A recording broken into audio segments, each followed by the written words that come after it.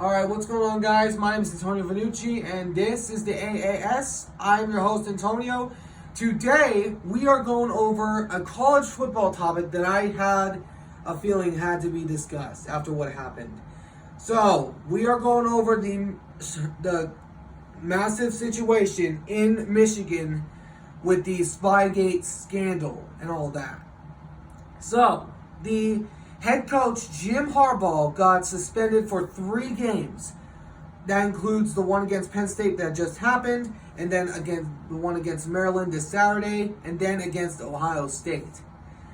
But and then they beat Penn State, and the coach was just crying like they were victims. I mean, come on. I mean, why?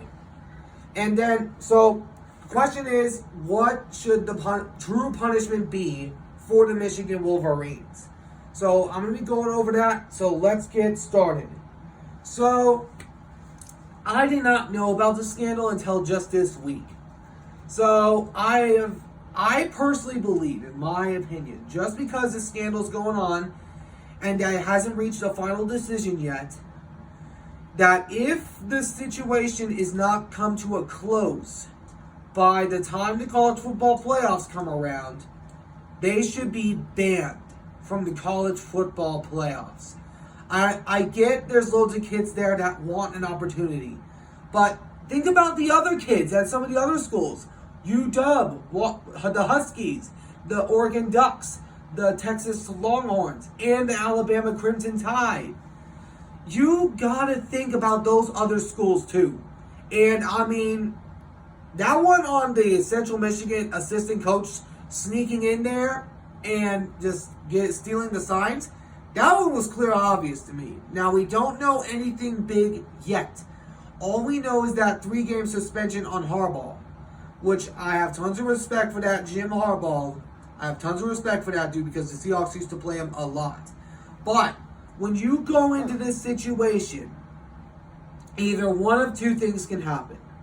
Either one, they find a way to close it before the college football playoffs and either say he is guilty and ban him from the playoff, or 2, not guilty and then let him play. Number two, then you also got to think about the other kids at the schools. If there's no decision reached by that point, by the point of the bowl week of college football playoffs, they have to be banned from the conversation. I'm sorry, but they have to be banned from the conversation. Because think about it this way. If Michigan came in as the number 3 seed and the person behind them, like if it was like Florida State, they would have to go against Georgia. And then depending on who makes the top 2, if Michigan does beat Ohio State, what happens then? But seriously, what happens then? I mean, you think about this team.